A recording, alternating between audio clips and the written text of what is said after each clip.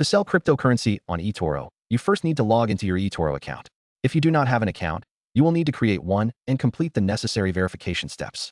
Once logged in, navigate to your portfolio, where you can view all the assets you currently hold, including any cryptocurrencies. Find the cryptocurrency you wish to sell. This can typically be done by scrolling through your assets or using the search function. Once you locate the crypto asset, click on it to view the specific details. You will see options such as buy and sell. Click on the sell option to proceed with the sale process. Next, enter the amount of cryptocurrency you wish to sell. eToro allows you to sell a portion of your holdings or the entire amount, depending on your decision.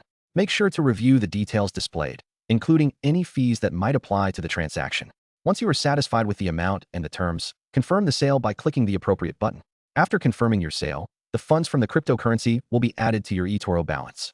You can then choose to withdraw these funds, use them to trade for other assets, or keep them in your balance for future trades.